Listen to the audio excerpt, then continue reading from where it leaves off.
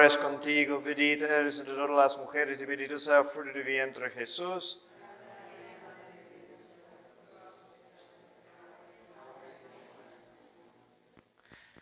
En el nombre del Padre, Hijo y del Espíritu Santo. Amén.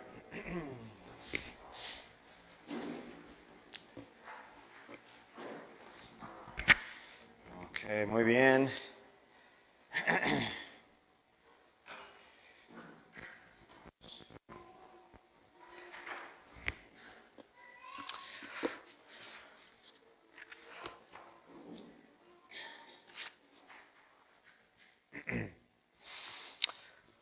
Ok, hoy vamos a hablar de culto,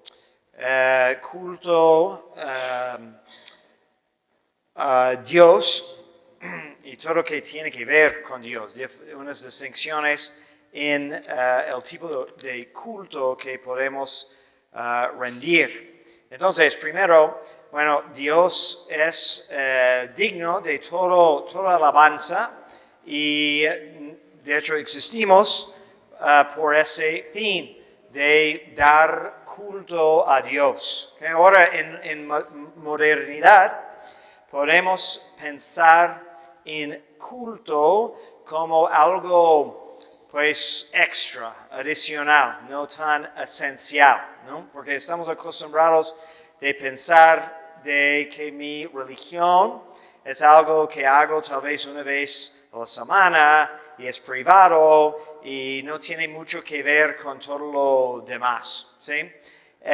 Pero tradicionalmente entendemos de que Dios hizo toda su creación. ¿Por qué? Por su propia bondad. No estaba obligado para crear nada, pero la naturaleza de su bondad es difusiva, es decir, quiere extenderse. Entonces, todo que existe fuera de Dios, existe en una jerarquía para proclamar la gloria de Dios, ¿no? Es cuando tenemos una buena noticia y queremos ir a gritarlo a todos lados, porque es la naturaleza de cualquier cosa buena, ¿no? Entonces, y tenemos que hacer una distinción porque, bueno, pensamos, si yo quisiera ir proclamando mis propias glorias, ¿no? Para que todos me alaben, entonces eso no estaría muy bien, ¿okay? Porque faltaría a la humildad.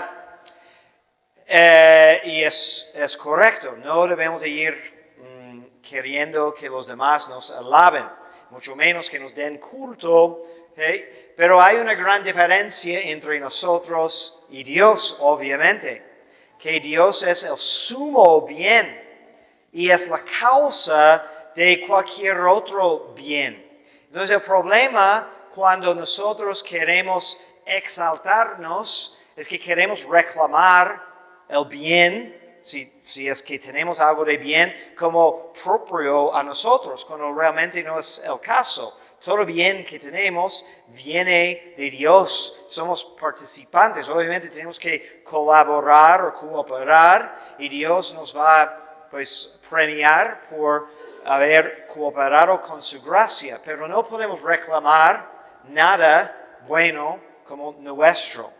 De hecho, San Pablo habla de eso, porque nos jactamos, ¿no? Cuando no tenemos nada bueno, solo tenemos nuestros pecados. Los pecados son propiamente nuestros, no tienen nada que ver con Dios. Entonces, allí es una gran diferencia. Mientras Dios es el bien puro, ¿okay? Sin ninguna mancha, nada que puede corrompir su bondad. Entonces, es propio de Él de querer proclamar ese bien, esa gloria. ¿Okay? Entonces Dios hizo toda la creación para proclamar su gloria.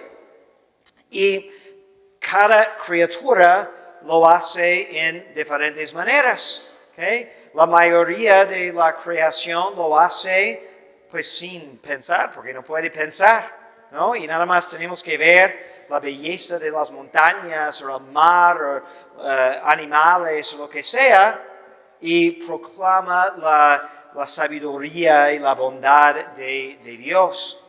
Y todo eso, como digo, está en jerarquía. Entonces, lo inferior siempre sirve al superior. Entonces, toda esa belleza realmente existe para que nosotros que podamos entender o reconocer belleza, podemos luego reconocer su origen en Dios. Todo sirve a nosotros para que nosotros sirvamos a Dios. Y nosotros como criaturas racionales tenemos que alabar a Dios conscientemente y libremente. Entonces tenemos que tomar una decisión de rendirle gloria, porque lo hacemos automáticamente sin querer, pero también podemos ir en contra por pecados, ¿no? Por rebelarnos contra la providencia de Dios. Entonces Dios nos hizo para que conscientemente proclamemos su gloria. Y no hay manera más grande de hacer eso que darle culto, que alabanza. Y alabanza no son las canciones que cantas así con las manos arriba, sino alabanza es de proclamar nuestra dependencia de Él. Ese ciclo de un bien requiere que sea conocido y proclamado y disfrutado. ¿No? Y entre más culto, más alabanza damos a Dios, también ayuda a que los demás también lo alaben. ¿Sí? Y eso es el plan de creación. Y entonces ya hablamos del sacrificio de Cristo y la necesidad de toda cultura, toda civilización, de ofrecer algún tipo de sacrificio por un instinto innato que tenemos como seres humanos para rendir culto a Dios. Reconocemos que hay algo más que nosotros y hay un instinto, debe de haber. Hay personas que aplacan ese instinto, pero luego lo descubren en otras maneras, ¿no? Si no reconocen a Dios explícitamente, sí hay momentos cuando tienen un encuentro con, no sé, arte muy bello, o una persona muy buena, o una experiencia muy emocional en la vida, ciertas cosas que le sacan de su comodidad y les hacen ver algo más trascendental. Y eso es el instinto religioso del hombre. Pero la cuestión es ¿qué hacemos con eso? Hay personas que luego piensan que el arte en sí es lo máximo. Entonces, como arte toca o intenta tocar esos sentimientos más altos, entonces, pues lo mejor que podemos hacer para la humanidad es cultivar los artes. Es buen instinto hasta cierto punto, pero es no entender que arte es un reflejo de la naturaleza y la belleza que hay en la naturaleza, y necesitamos profundizar un poco más y reconocer qué es precisamente que queremos reflejar en esa naturaleza bella, ¿no? Pero definitivamente arte nos atrae hacia lo más allá. O también la bondad que podemos encontrar a veces en otros seres humanos. A veces hay personas que se alejan a Dios porque encuentran tanta maldad entre las demás personas, pero en cierto respecto, la bondad de unas pocas resplandece más cuando vemos que hay mucha maldad y a pesar de eso alguien puede ser una persona muy, muy buena. Y eso luego nos hace reflexionar. O cuando tenemos que enfrentar nuestra finitud o mortalidad. Eso es muy común. Cuando perdimos un ser querido o cuando tenemos que aceptar que tenemos una enfermedad y vamos a morir. Cuando pensamos en eso, la realidad que esta vida va a acabar, pero que hay algo en nosotros que no lo quiere aceptar, que pues se estira hacia la eternidad, es otro encuentro con la divinidad en una manera oscura, ¿no? Entonces, Dios también, tomando en cuenta de que, porque nos hizo así, de que vamos a querer alabarlo, vamos a querer como participar en su bondad a través de nuestra alabanza y reconocimiento y agradecimiento, pues también nos ha enseñado o nos ha inspirado con la manera de cumplir con eso. ¿Okay? Y en algunas culturas que no tienen el beneficio de la revelación, entonces vemos ese instinto pues poco corrompido cuando ofrecen sacrificios de animales o incluso sacrificios de otros seres humanos. Pero ¿por qué quieren hacer eso? ¿No? Un sacrificio humano. ¿Por qué? Pues porque hay como un deseo de darle a Dios lo mejor que hay. Y la vida más elevada es el ser humano. Entonces, ¿por qué no? ¿Sí? Y obviamente es equivocado, pero podemos ver algo allí. Pero a través de la revelación, Dios nos ha dado las pautas para saber cómo podemos alabarlo.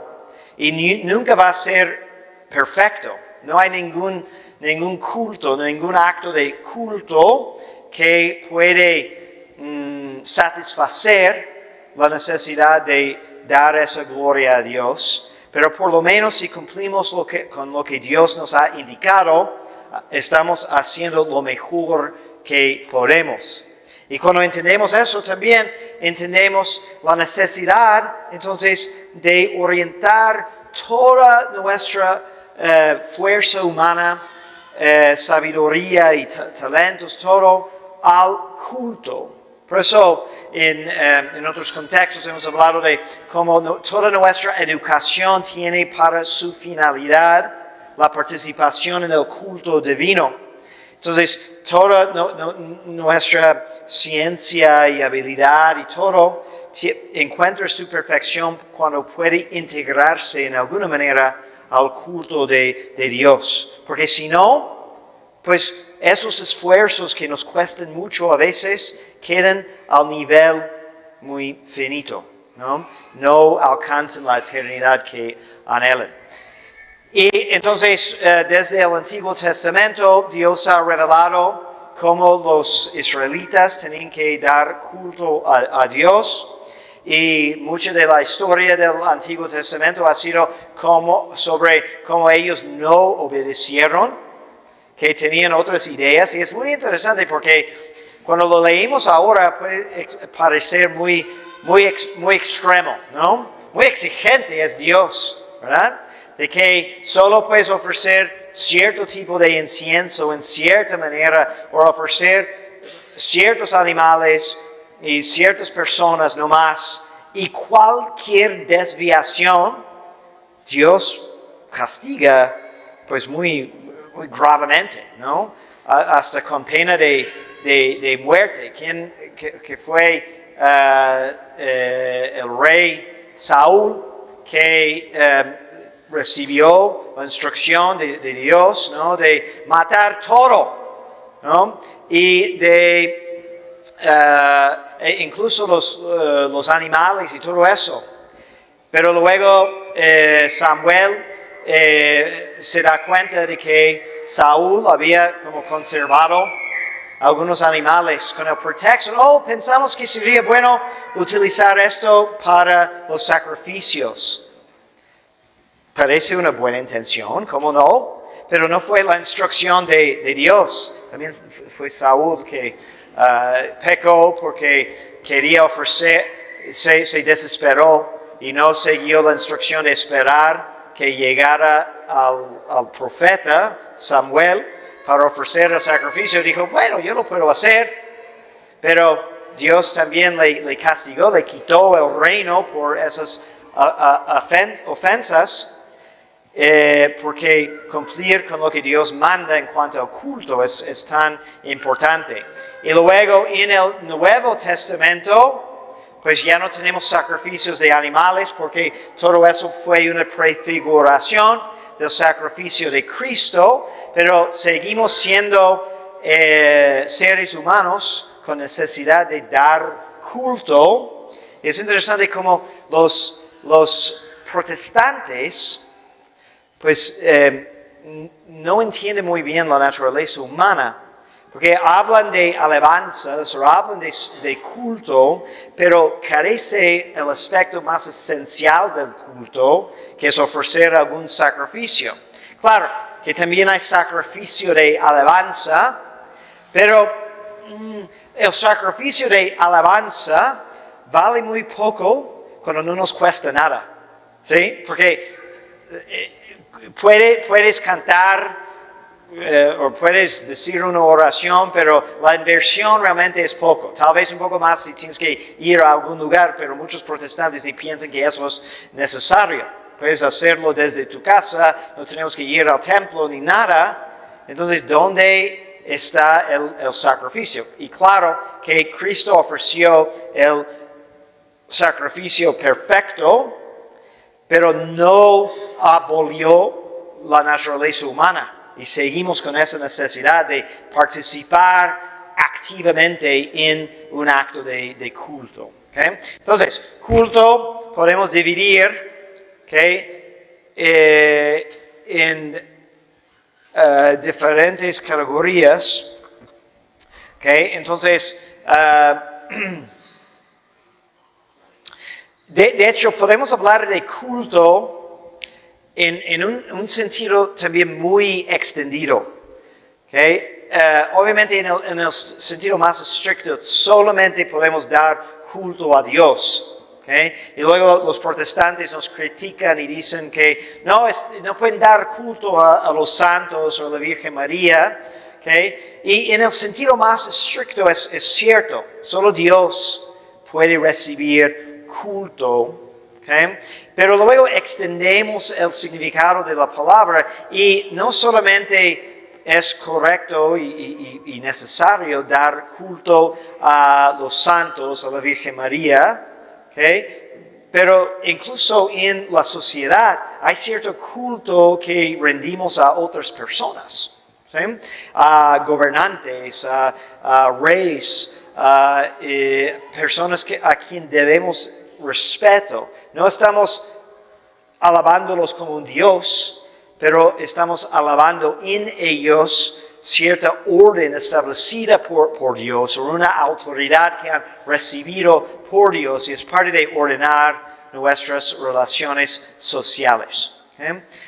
Entonces, podemos definir culto como un acto por el cual veneramos a alguien por causa de su excelencia. ¿Sí? Y con esa definición, por causa de su excelencia, pues es obvio que culto en el sentido más perfecto es solamente para Dios, porque es la causa de toda excelencia. Pero en cuanto permite que otros participen en su excelencia, hay una jerarquía de culto que también damos. De hecho, a veces hay personas que se escandalizan en una... creo que es en el rito de matrimonio, una traducción en inglés que habla, es en el rito toledano, que una traducción de parte de la entrega de anillos y arras refiere que el esposo tiene que decir a su esposa: con estas arras te alabo. Con mi cuerpo te alabo. Entonces, a través del contrato matrimonial y el acto matrimonial, está dando cierta veneración a la figura de su esposa y lo que ella representa para él, es decir, figura de la iglesia en cuanto al sacramento. ¿No? Entonces, interesante el lenguaje. Ok, entonces, El primer nivel de culto se llama latria. ¿Okay?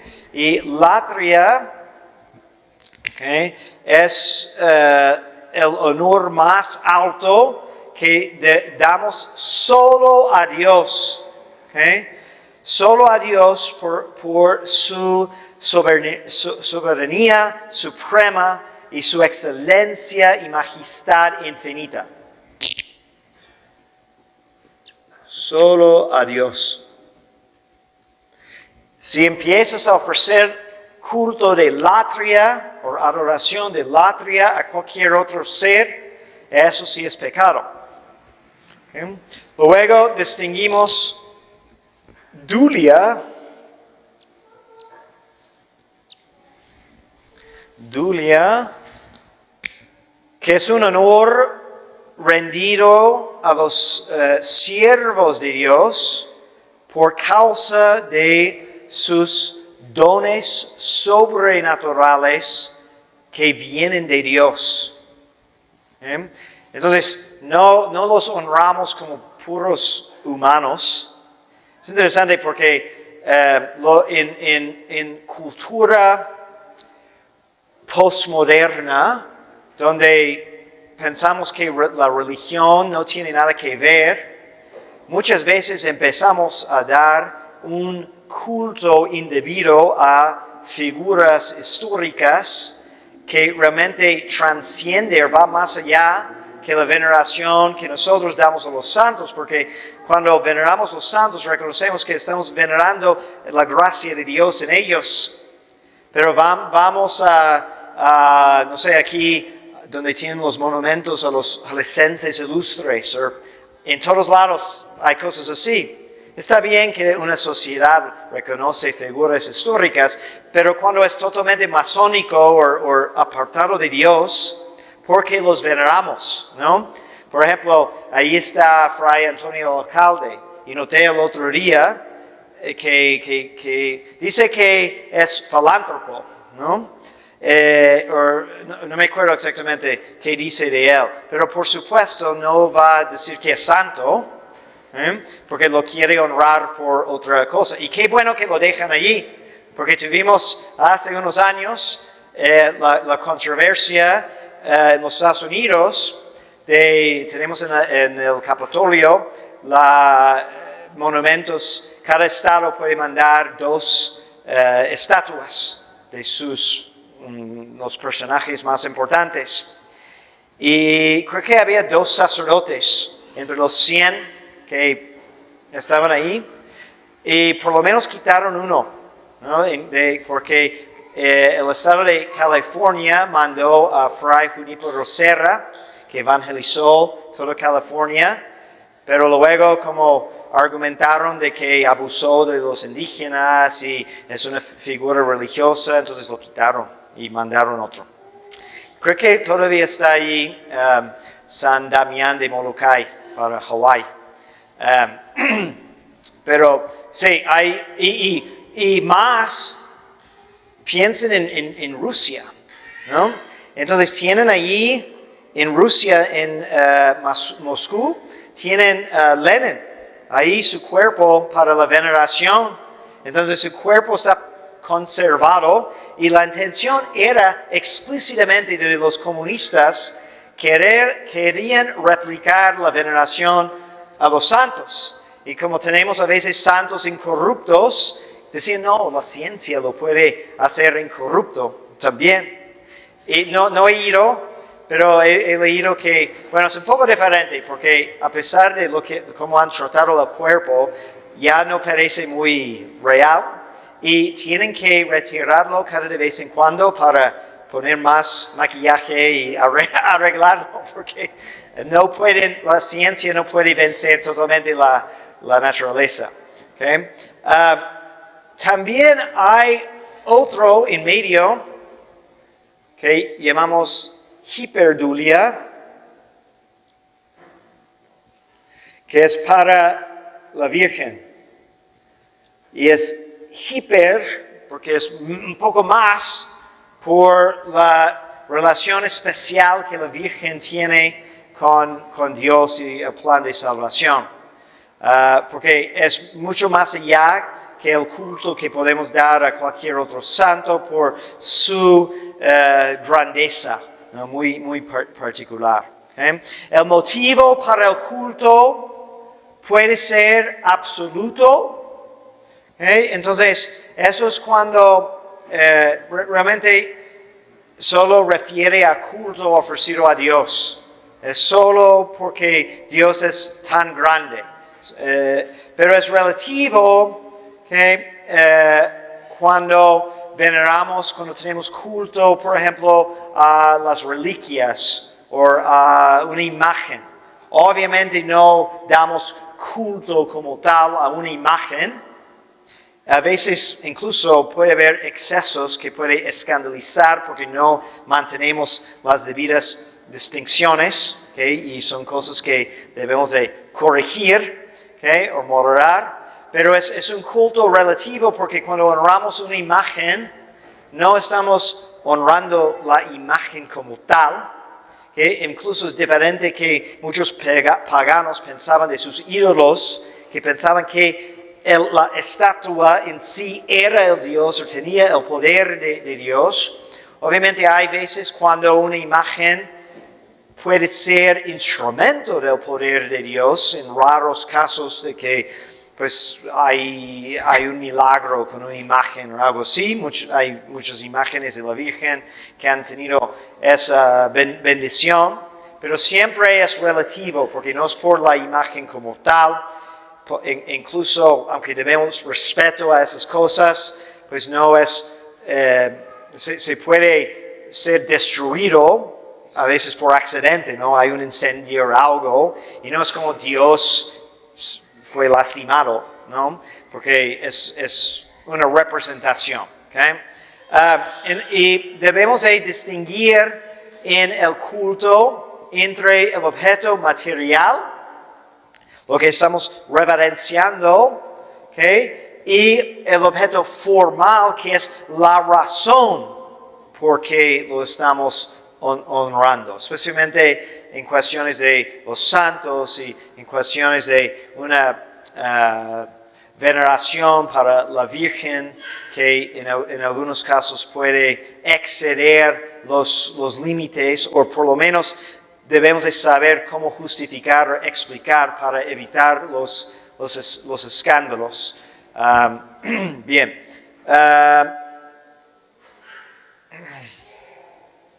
Ok, entonces hay diferentes tipos de culto, todo asociado con Cristo merece culto de latria. ¿Sí? Entonces, por ejemplo, como su cuerpo, el cuerpo de Cristo está unido a la divinidad por la unión hipostática. Entonces, cuando veneramos su cuerpo, especialmente cuando veneramos su sagrado corazón, por ejemplo, no es que simplemente estamos venerando un órgano de una persona cualquiera, sino estamos venerando lo que es la sede de amor divino. Entonces, la Iglesia ha sido muy claro de que pues merece la devoción de no solamente de Dulia, como diríamos a una reliquia de un santo, o incluso hay santos que tienen su corazón incorrupto, ¿sí? Y honramos eso, pero con un culto de Dulia siempre, aunque es un gran milagro, pero el Sagrado Corazón de Jesús, pues podemos venerar con latria, ¿okay? Igual, obviamente, el Santísimo Sacramento, la hostia, cuando es consagrada, porque es Jesús mismo, ¿okay? Bajo la apariencia de pan y vino.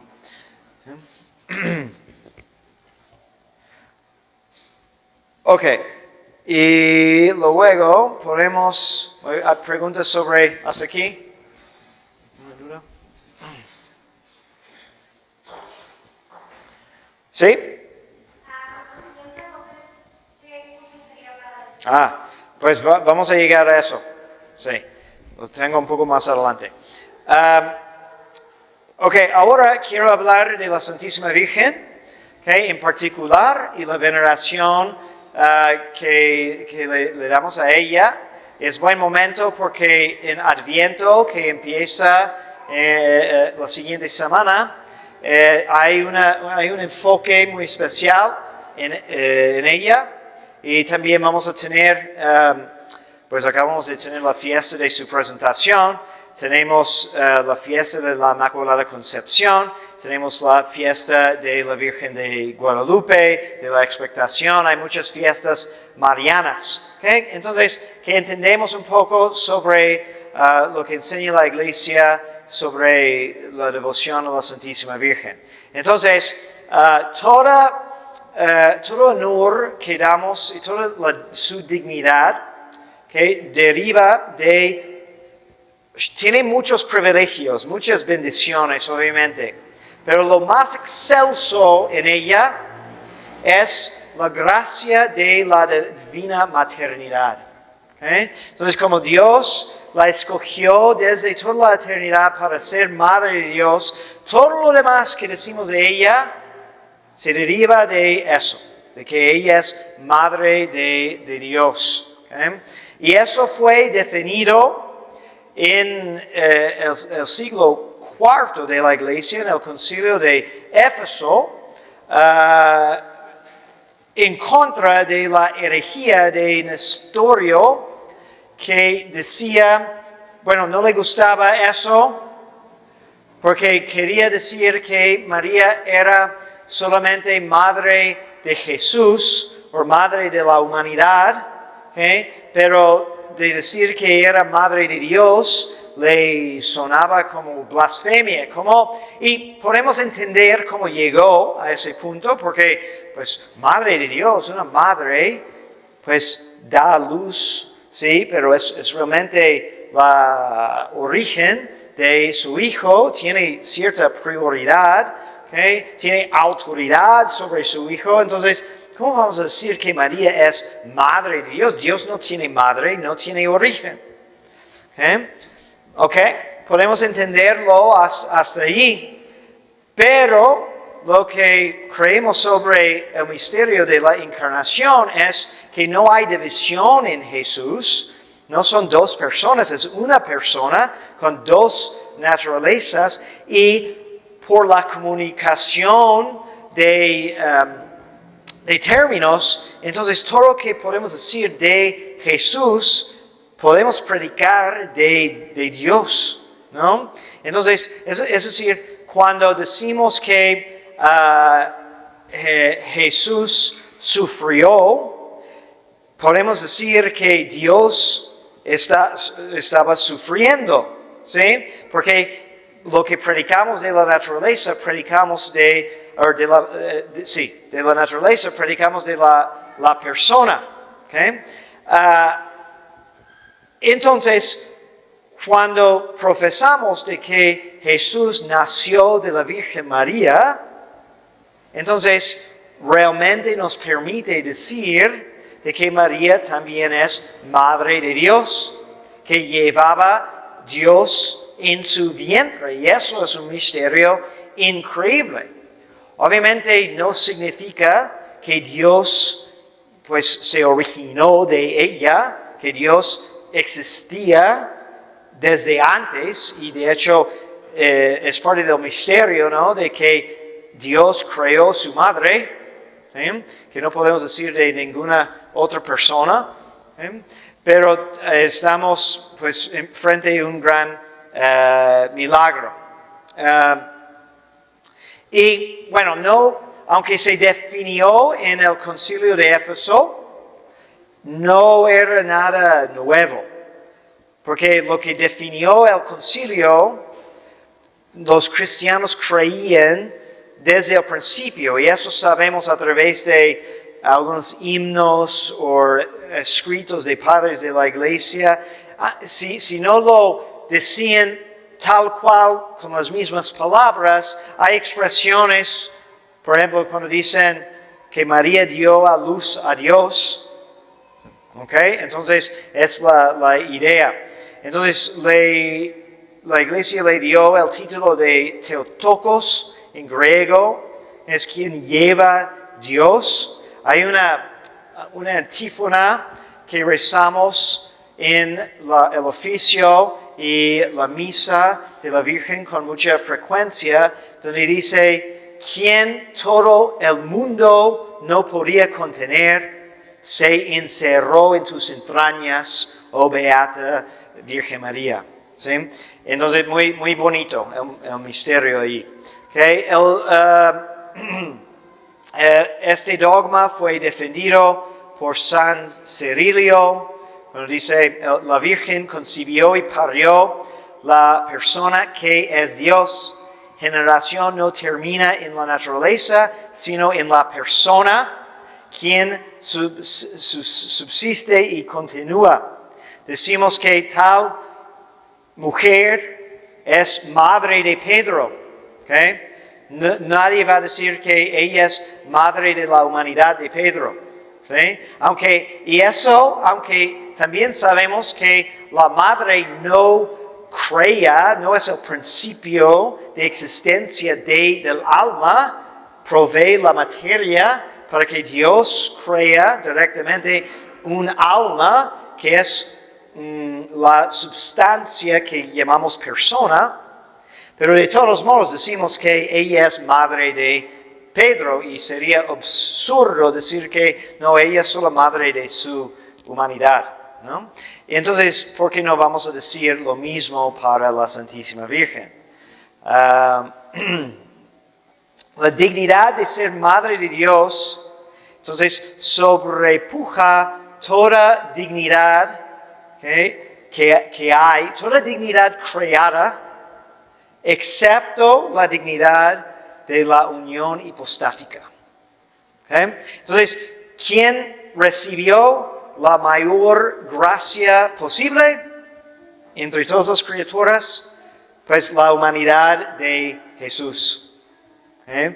Porque fue unida con la divinidad en una manera que no puede ser replicada por nadie. Entonces, Jesús en primer lugar. Pero después de eso, la dignidad más alta es la dignidad de ser madre de Dios. ¿Y por qué? Porque podemos clasificar las gracias por la cercanía que tiene con la dignidad suprema que es Dios, ¿no? Entonces, la unión hipostática une la humanidad de Cristo en una manera que no puede ser replicada. Pero, ¿qué es más cercano a la divinidad? Después de eso, pues es ser la madre de Dios. Y lo entendemos por el amor muy especial que todos tenemos por nuestras madres. ¿Okay? No hay nada semejante. Entonces, cuando proyectamos eso al misterio de la encarnación, decimos, bueno, que Dios escogió a ella para ser su madre, es una dignidad tan grande, entonces requiere muchos privilegios y muchas gracias que no tienen comparación.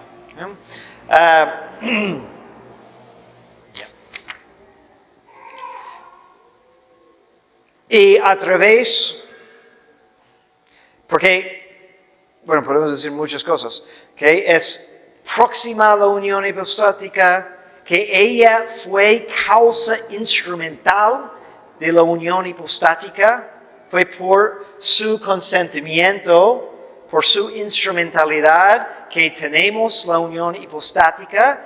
Entonces, eso es una enorme dignidad, ¿okay? Porque es la Madre de Dios, tiene cierta dignidad infinita, incluso podemos decir, que es una participación en la dignidad infinita de Dios. A través de esta maternidad divina ha contraído una relación especial con cada persona de la Santísima Trinidad, como solemos rezar en el rosario con las 3 Aves Marías, haciendo referencia de que ella es hija de Dios Padre, madre de Dios Hijo y esposa de Dios Espíritu Santo, ¿Okay? Ella también comparte en cierta manera la fecundidad del Padre, una fecundidad que no tiene comparación, ¿okay? Porque ella parió el mismo Hijo Divino que engendró desde toda la eternidad el Padre y que es la causa, porque toda creación se realizó a través del Verbo. Dios habló y se hizo. Entonces, el Verbo de Dios, el Hijo de Dios, es la fecundidad de toda la creación y ella parió el Hijo de Dios. Entonces, comparte también en esa fecundidad, que vamos a ver luego, es parte de la porque recurrimos a ella para todas las gracias. Con el Verbo tiene una relación por generación, por comunión y por pasión. Y en gloria por la bienaventuranza. Entonces, tiene varios niveles, incluso de relación con su propio Hijo. Que tenía, porque también decimos que mucho antes de que concibió el Verbo en su vientre, lo concibió en su alma porque meditaba la palabra de Dios y no tenía pecado. Entonces, en cierto sentido, la sabiduría de Dios ya estaba en ella aún antes de la encarnación y en cierta manera Dios la estaba preparando. Luego, por la comunión que tenía en su infancia, en su vida terrestre, en familia, en la Sagrada Familia, tenía una comunión más íntima que podemos imaginar, ¿no? Cómo era de vivir día a día con Jesús, ¿no? Cómo era, cuántas conversaciones que no podemos entender nosotros, que hay muchísimo para meditar, cómo era de desayunar cada día con Jesús, ¿no? De jugar con Jesús, de dormir a Jesús, etc. Entonces tenía una estrecha relación, pero luego su relación con Jesús mejoró, iba creciendo por toda su vida. Y eso es definido porque no dejó nunca de crecer en gracia en toda su existencia en la tierra. Entonces, aunque podemos pensar de que lo máximo para María, no sé, fue de alimentar a Jesús o dormir con Jesús, realmente la amaba más cuando estaba al pie de la cruz, porque creció su amor por Él, su relación con Él, por compasión. Y literalmente la palabra compasión significa sufrir con. Entonces, Jesús la invitó, no es como por accidente se quedó ahí, porque no sabía dónde irse, fue parte del plan de salvación que ella se quedó ahí y lo acompañó en sus sufrimientos para ser partícipe en la redención. No solamente como beneficiario como nosotros, sino en colaboradora de la redención. Y entonces, cuando ella estaba al pie de la cruz, estaba sufriendo con Cristo, porque cuando el amor es mayor, entonces el dolor también es mayor, ¿no? Si una madre, cualquier madre va a sufrir si algo le pase a su hijo, pero podemos suponer si tienen una muy mala relación o no se han visto mucho tiempo, pues no va a ser lo mismo como una madre que ha tenido, además de ser madre, una amistad y ha acompañado a su hijo en toda su vida, etc. Y algo le pasa, le va a doler más, porque su amor es más grande. ¿Okay? Y si no hay nadie que ha tenido tanto amor por Jesús como María, no hay nadie que ha sufrido después de él como ella.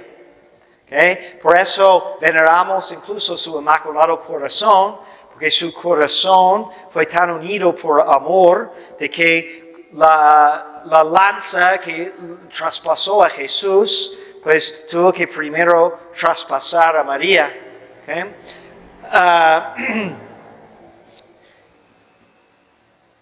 Y luego, pero no terminó ahí tampoco. ¿Okay? Entonces, su amor iba creciendo, ¿okay? Con su resurrección y su ascensión y glorificación.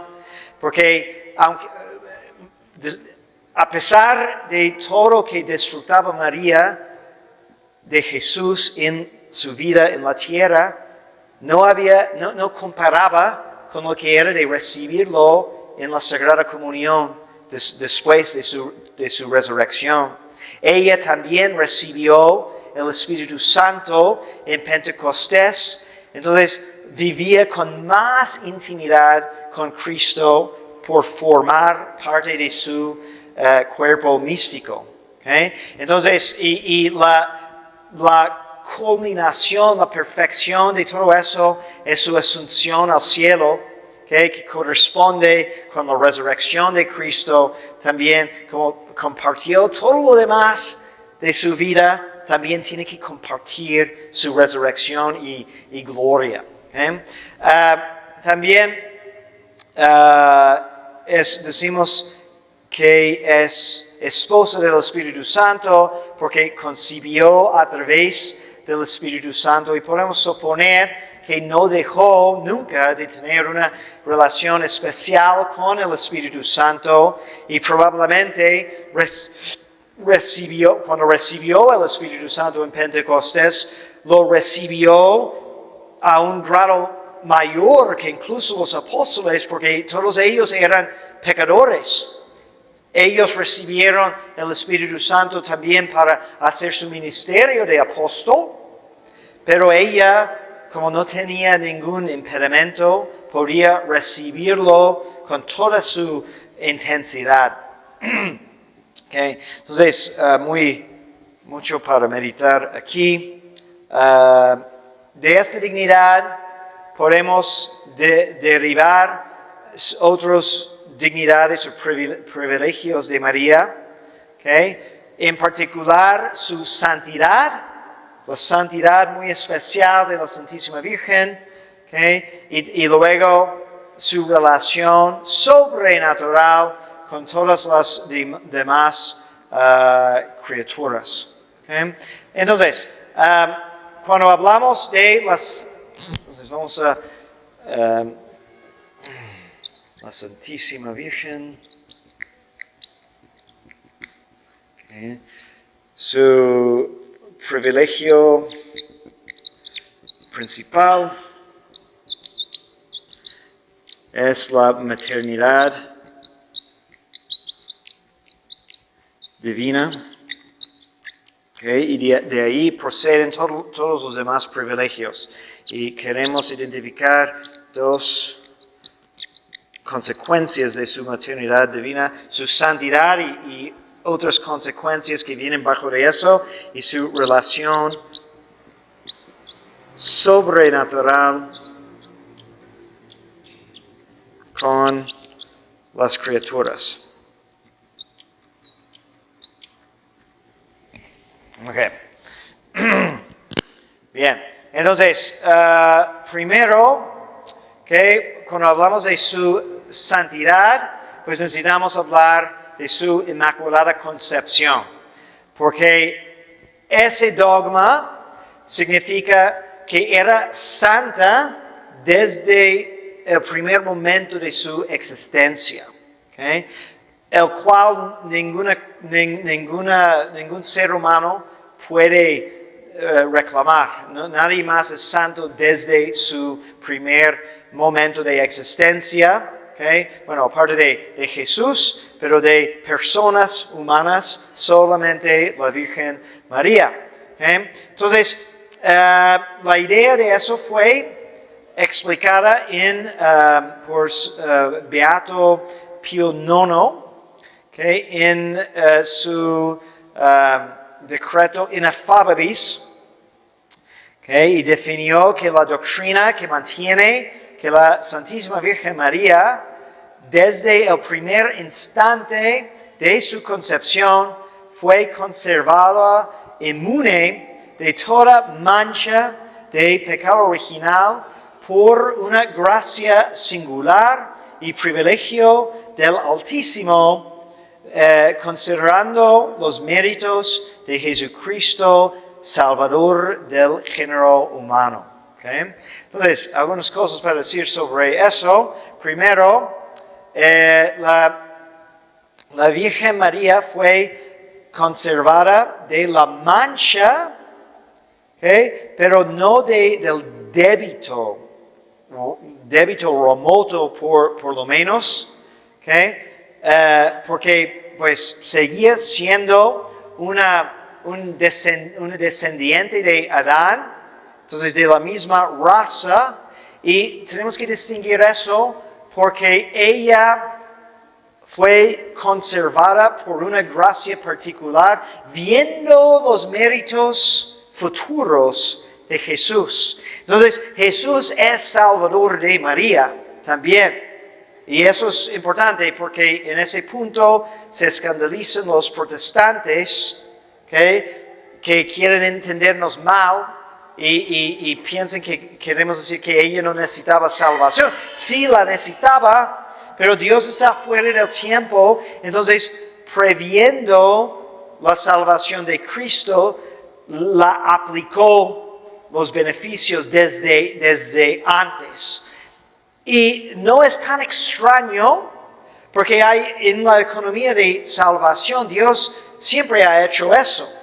Cuando hablamos, por ejemplo, de los sacramentos de la ley antigua, entonces a través de la circuncisión, los varones de Israel se incorporaban en el pueblo de Dios, en el judaísmo, y aunque no fueron salvados por sus pecados, fue una cierta participación adelantada en lo que iba a ser el bautismo, ¿no? En la promesa de la redención.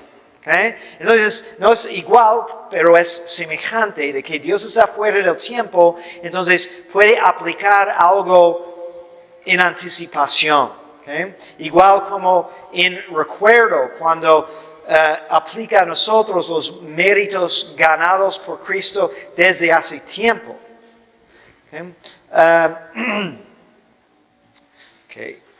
Entonces, también decimos que desde el momento de su concepción,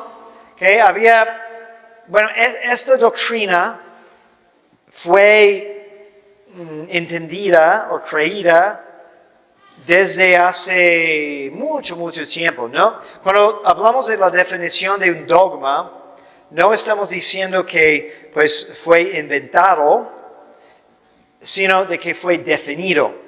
Y la diferencia es que la definición de un dogma siempre reconoce la constante tradición. Entonces, tenemos veneración de la Inmaculada Concepción desde mucho antes de la definición, porque la definición vino en la segunda, alrededor de la mitad del siglo XIX por Pío IX, pero no empezó ahí. De hecho, España conocía esa devoción desde hace muchos siglos. Vemos veneración de la Inmaculada Concepción por toda su historia. Tenemos fiestas y misales de diferentes lugares, algunas comunidades que tenían devoción a la Inmaculada Concepción. Fue muy difundida la devoción, solo que lo veía el Papa en ese momento conveniente de definirlo para que ya no haya controversia, porque podrían discutir un poco antes de una definición. Entonces, por ejemplo, van a escuchar que Santo Tomás de Aquino pues no creía en la Inmaculada Concepción. Y había una discusión porque los franciscanos promovían la Inmaculada Concepción y los dominicos tenían otra idea. Pero no es tan así, ¿okay? Porque obviamente Santo Tomás de Aquino pues veneraba mucho a la Santísima Virgen. Solo había una discusión sobre en qué momento exacto, no solamente cuando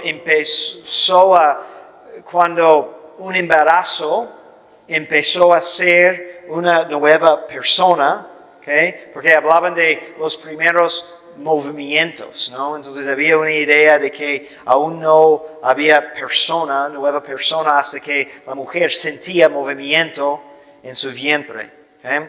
Y entonces había cierta discusión acerca de cómo funcionó la justificación de María, si en algún momento después de que empezó a existir, que Dios le justificó, ¿okay? Pero todos estaban de acuerdo en el principio de que Dios le dio un privilegio muy especial, considerando esta dignidad de ser madre de Dios. ¿Okay? Entonces, ella está libre de la infección real del pecado. ¿Okay? Nosotros nacemos con la mancha de pecado original, que no es pecado actual, pero es la herencia de nuestra naturaleza. Entonces no hay gracia. Por eso es tan importante de bautizar pronto los bebés, para que renazcan a la gracia. Pero como María no tenía la mancha de pecado, entonces tenía también gracia desde el primer instante de su existencia. Entonces, como nos pudo adelantar, ¿no?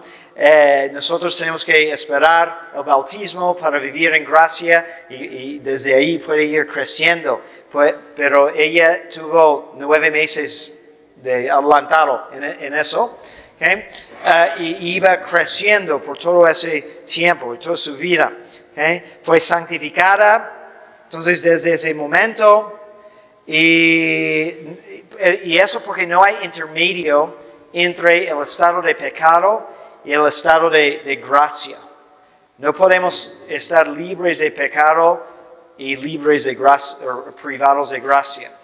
Gracia viene y expulsa el pecado. ¿Okay? Bien.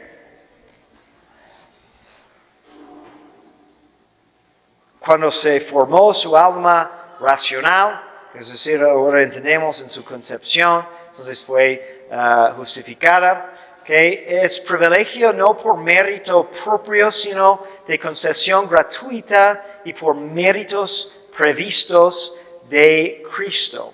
¿Okay?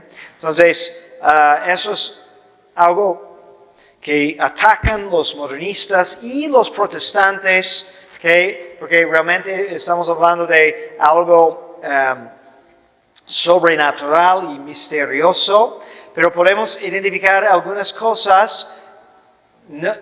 Obviamente no hay ninguna línea en el Evangelio que dice Inmaculada Concepción, ¿okay? Pero hay algunas pistas, digamos. ¿Okay? Primero tenemos lo que se llama el protoevangelium, que es en Génesis capítulo 3, cuando después del pecado viene como una profecía de la futura redención, cuando habla del descendiente de la mujer, ¿okay? La enemistad entre la mujer y la serpiente, y entre el semen de ambos, y que ella pisará su cabeza. ¿Okay? Entonces, hay diferentes maneras de interpretar eso, pero por lo menos eso de decir que hay enemistad entre la serpiente, que representa pecado, y ella, ¿okay? O la descendiente de ella, es una indicación de que pues ella tiene por lo menos una relación especial con el pecado o con la gracia y la redención. También en la Anunciación hay algo que también nos da una indicación, porque cuando el ángel le saluda, Ave María, gracia plena, gracia plena, llena eres de gracia, tal vez la traducción no comunica totalmente el sentido de la relación entre ella y la gracia, ¿sí? Porque no es simplemente que tiene mucha gracia, sino más bien la palabra en hebreo o en griego significa de que ella se identifica con la gracia, ¿no? Que es diferente. Hay una perfección en la relación, no solamente que ha acumulado mucha gracia, sino que su naturaleza es permeada con gracia. Se identifica con la gracia. Y si tomamos eso en su sentido más pleno, solo puede tener esa relación tan íntima con la gracia si nunca ha habido ningún obstáculo, si no hay ninguna mancha para ensuciarla.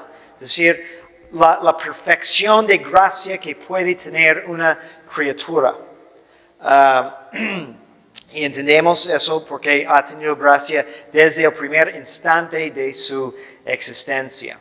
Entonces, antes de que se llamaba la Inmaculada Concepción, había fiestas y devoción a la pureza de María, su divina maternidad, varias cosas que también tienen que ver. Luego había controversia en los primeros siglos, pero después es definido solemnemente por la Iglesia. La fiesta de la Inmaculada Concepción, tenemos evidencia que fue celebrada desde el siglo VII por lo menos en el Oriente. Y el propósito de la fiesta era su santificación desde el primer instante. A veces tiene un título como la concepción de Beata Ana, cuando Ana, su madre, la concibió. Y de hecho tenemos en el Concilio de Trento, aunque Trento no quiso definir el dogma, prohibió de que alguien lo atacara. Entonces, como mantenía ese respeto para la devoción. Conveniencia, que Cristo, quien pudiendo escoger cómo adorar a su madre con toda la omnipotencia de Dios, no querría darle todo lo posible. Entonces Cristo, siendo Dios y habiendo escogido su propia madre, quería la madre más hermosa posible. Entonces le dio el mejor don que un hijo puede dar a su madre, perfección de gracia, desde su primer momento de existencia. Eso significa también que nunca tuvo momentos de concupiscencia. Podía pecar, pero no pecó. Entonces, y no sentía las tentaciones como nosotros porque no tenía la corrupción de su naturaleza, que es la concupiscencia. Nunca cometió ningún pecado en toda su vida. Y eso por excepción muy especial, porque Trento definió que ningún ser humano por su propia fuerza puede evitar todo pecado, incluso venial, solo por un privilegio de gracia, como en el caso de la Santísima Virgen. Muy bien. Luego podemos decir hablar sobre su santidad positiva. Okay, desde el primer momento, entonces recibió, dicen los teólogos, que recibió más gracia que cualquier otro hombre o ángel, porque la gracia es proporcional a la dignidad. Okay. Más dignidad, más gracia. Cuando Dios nos permite mayor tentación, también nos da más gracia para soportarla. Cuando nos pide un oficio más grande, también nos da una gracia más alta para cumplir. Entonces, con la dignidad de la divina maternidad, también recibió una gracia más grande. Muy probable, según los teólogos, que en ese momento de su inmaculada concepción y santificación, recibió ella no solamente más gracia que cualquier otro hombre o ángel, sino una gracia más intensa que todos los demás hombres tomados juntos. ¿No? Ella es más amada porque además del amor que Dios tiene para todas sus criaturas, ama más lo que más parece a Él. Entonces, como es tan santa, la ama más. Pero si agregamos a eso el hecho de que es su madre y hay una ternura que también, pues esa relación humana ha entrado en la misma divinidad, entonces Dios ama a María más que cualquier otra criatura. ¿Okay? Y eso también es algo muy profundo para meditar. ¿Okay? Entonces, su gracia aumentaba durante toda la vida y por actos meritorios. ¿Cómo aumentaba su gracia? Porque siempre hacía actos meritorios. ¿Okay? No debemos de dudar que ella estaba consciente de sacrificarse por el bien de Jesús como madre, de ofrecer su pobreza, sus incomodidades, todo por amor a su Hijo, para la gloria de Dios, para servir a sus hermanos, que siempre estaba aprovechando todas esas oportunidades, ¿okay? Cada vez con más fervor. Okay. Luego, y eso antes de la encarnación, luego en la encarnación, le confirió una gracia proporcional a esa dignidad. Y luego, después de la resurrección de Cristo, su gracia aumentó más a través de la recepción de los sacramentos. Ella fue bautizada, se supone, recibió la Eucaristía, fue confirmada por los apóstoles, entonces recibió gracia en todas esas maneras. Okay?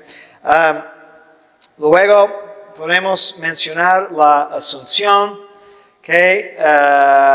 porque su bienaventuranza en el cielo es también más grande que cualquier otro santo o ángel. Por eso ella es reina de los santos, reina de los ángeles. Okay? Tiene el puesto más cercano a Jesús en la gloria. Okay? Tenemos testimonios desde el siglo VI en la liturgia, especialmente en el occidente y en el oriente, de creencia en la asunción de María.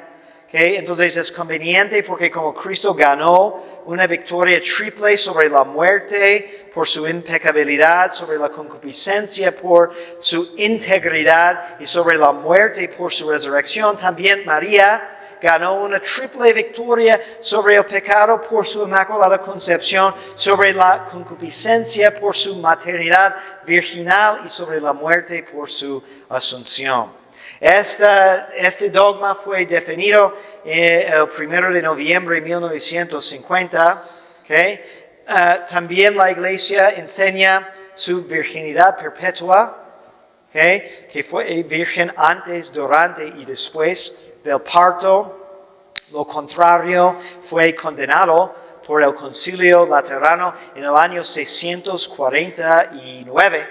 Okay? Entonces los que dicen que Jesús tenía otros hermanos naturales, okay, eso es condenado desde hace muchísimos años, okay, porque ella dijo al ángel que no conocía al hombre y eso tomamos como reconocimiento de su voto de virginidad, pero también por conveniencia, porque ¿cómo va a volver a concebir de una manera natural cuando ya fue instrumento de la encarnación? ¿No? Es como no vamos a tomar un cáliz de la misa y luego usarlo como copa en la mesa, en una comida normal, ¿sí? Por su dignidad fue consagrada.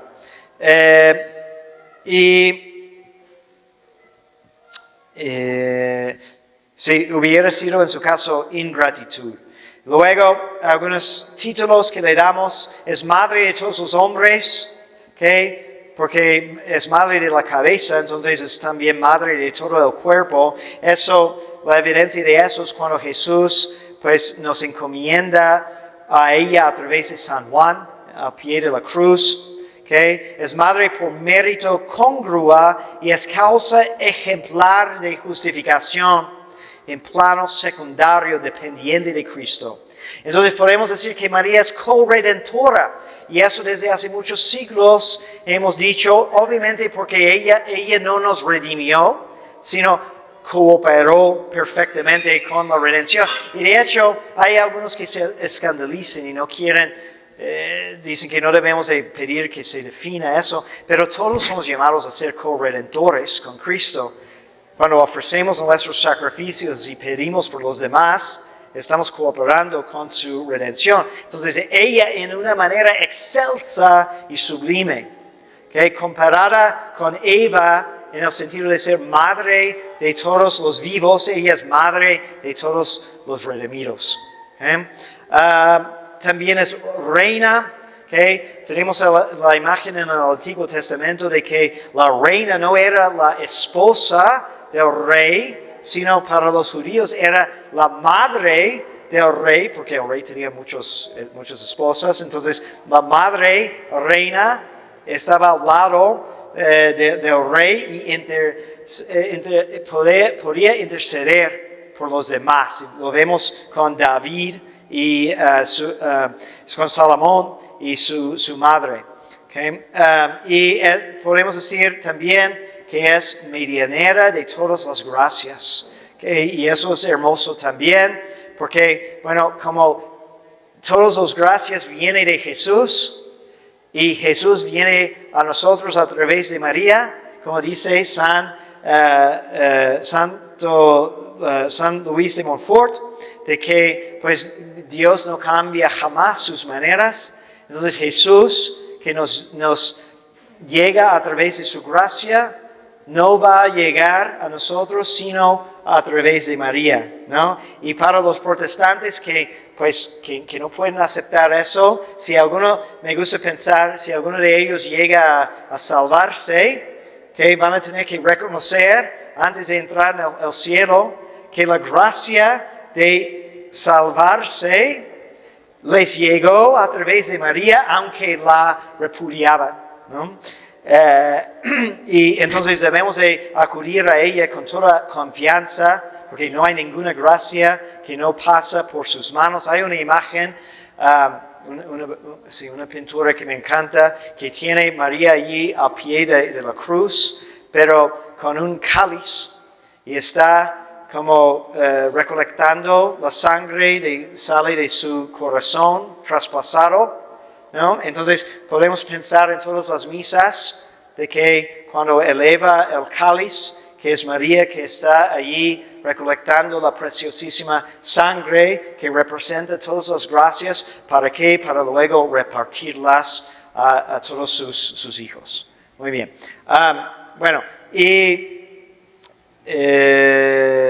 Tengo algunas cosas más casi terminamos, para decir sobre la Virgen y San José, pero antes de terminar quiero ver si hay alguna pregunta.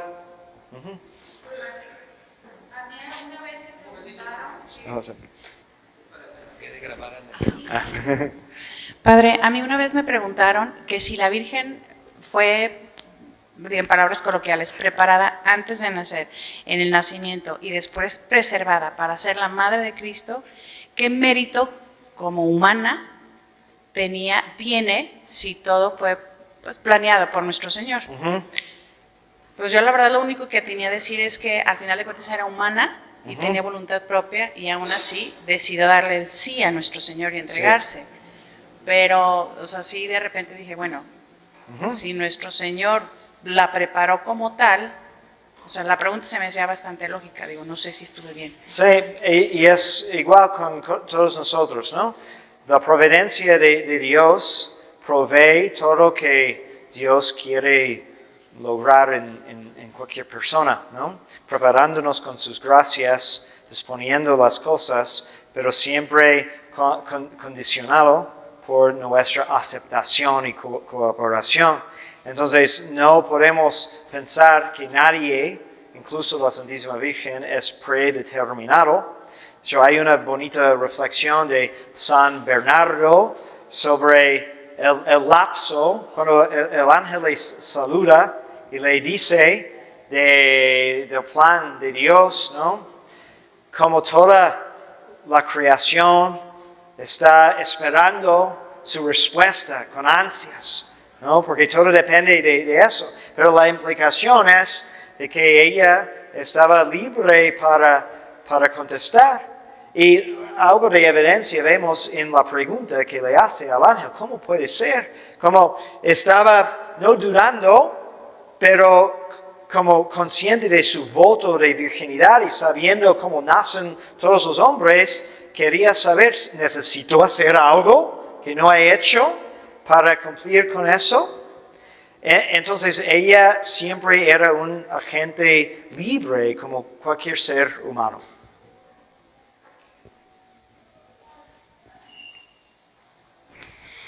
Padre, en los 3 tipos de culto que nos explicó, pues yo entiendo que son formas internas de alabar a Dios o darle honor a la Virgen o a los santos, pero ante alguien que es, no sé, un protestante, ¿hay una forma externa en la que ellos puedan notar eso de, no, sí lo está adorando porque es nada más a Dios, o todo eso se queda solamente en nuestro interior? Bueno, tal vez los gestos exteriores pueden prestar a confusión, ¿no? Porque para un protestante que, no sé, ve un sitio de peregrinación, que va a Tepeyac y ve la gente que se acerca a la imagen en sus rodillas y piensa, es que no debemos de doblar la rodilla ante nadie aparte de Dios, ¿okay? Entonces, los gestos exteriores pueden prestar a confusión. Pero realmente la distinción sí va a ser en el interior y cómo entendemos lo que estamos haciendo. Aunque es bueno de tomar en cuenta de no generar escándalo no necesario, dependiendo de las personas con que estamos tratando. ¿A qué me refiero? Si estás, no sé, conviviendo con familiares protestantes, obviamente no debes de sentir vergüenza de honrar a la Virgen, pero puede ser prudente de escoger muy bien las palabras que usamos, para no generar un escándalo no necesario. Y obviamente cuando podemos ver una incongruencia, sí, y eso sí pasa, especialmente por falta de catequesis o formación.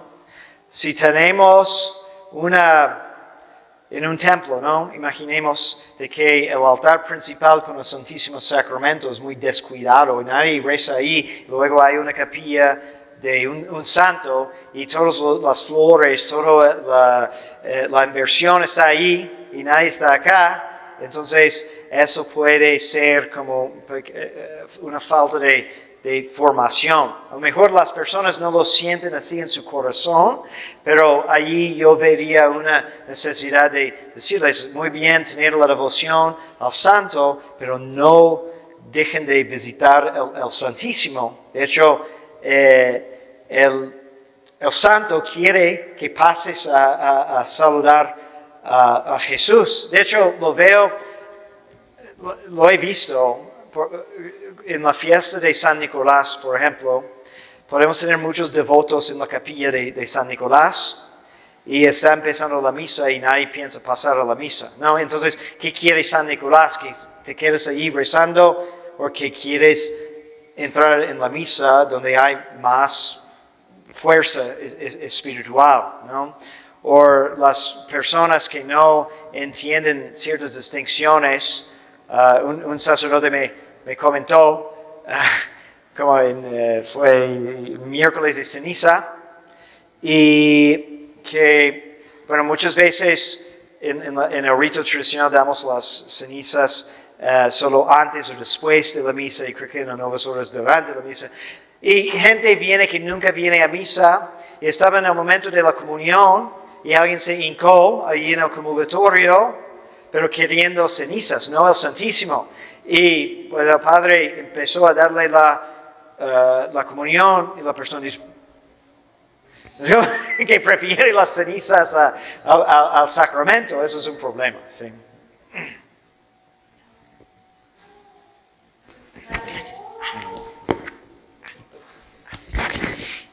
Padre, comentó hace un momento, hizo la aclaración de que María Corredentora no es dogma de fe y lo sabemos, pero también, bueno, a mí me entró la duda cuando mencionó la Virgen es esposa del Espíritu Santo. Sí, todos por tradición lo sabemos, lo decimos en el rosario, etcétera.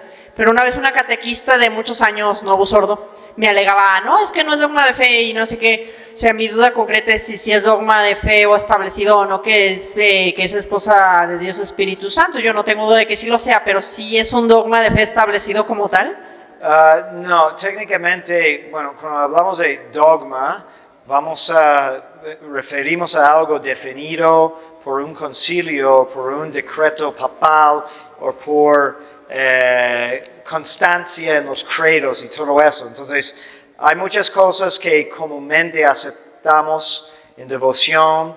La iglesia no tiene problema porque pues, realmente no ha habido controversia y la gente reza así, pero no es dogma. Es decir, y en esos casos, cuando es tan común, pues es un poco temerario de dudar y decir, no debemos de decir eso, como si supiéramos nosotros mejor que todos los demás cristianos. Pero no decimos que es dogma porque no estás técnicamente obligado a creerlo bajo pecado mortal. Padre, con el tema de la latría, eso también aplica igual para las fiestas de los santos, ¿verdad? Fiestas parroquiales. Por ejemplo, este año, yo en una parroquia de la que acudo allá por mis rumbos, fue el día de Corpus Christi, y ese día es día solemne, o sea, es el Señor. Entonces, ese día en la parroquia no hicieron nada, ni siquiera hicieron una misa solemne, ni con incienso ni nada, pero a los días posteriores era fiesta del santo, el templo súper arregladísimo, con incienso, todo. Entonces digo, bueno, creo que aquí, o sea, yo sí me puse a decir, ¿cómo? O sea, no es más el santo que nuestro Señor. Digo, a lo poco que yo entiendo. Pues bueno, me tomé de valor y posteriormente de que sucedieron las cosas, hablé con el vicario, con el padre, y pues ahorita lo que usted mencionó algo, tal vez es una mala formación, porque a veces ni ellos puede ser que no lo entiendan, pero sí me trataron de argumentar de que era la fiesta parroquial y que pues lo del Corpus Christi, porque ni siquiera hicieron la procesión que se debe de hacer. Entonces yo era lo que decía, bueno, es que, y la procesión, la trasladaron después, un mes después, sí la hicieron, pero digamos que sí se sintieron como que en cierta parte ofendidos por esa observación que yo les hice, y me quedé con esa duda, dije, bueno, es que para mí, o sea, es Cristo, ¿cómo el santo va a ser más que el Señor? Y hasta le dije a uno de ellos, yo dudo que en realidad San Antonio esté tan contento con esto que esté sucediendo. Entonces, sí, a veces tenemos que tener cuidado de que estamos reconociendo la jerarquía de valores, ¿no? Y no elevando algo secundario por encima de lo principal. Y yo creo que eso pasa comúnmente con el desprecio que hay en general por lo que es la Santa Misa, que la Santa Misa, como no le damos tanta importancia, no es tan solemne y que toma más prioridad otras cosas. Sí, es bastante común De hecho, de que, por ejemplo, personas ponen más valor en visitar la capilla de adoración, está el Santísimo, pero como no entienden que la misa es el acto de culto máximo, entonces hay una pequeña o una grave confusión, de hecho, y lo mismo puede pasar en otras cosas. Ok, muy bien. ¿Algo más? Ok, entonces. Benedictio Dei omnipotentis, Patris, et Filii, et Spiritus Sancti, descendat super vos, et manet semper. Amen.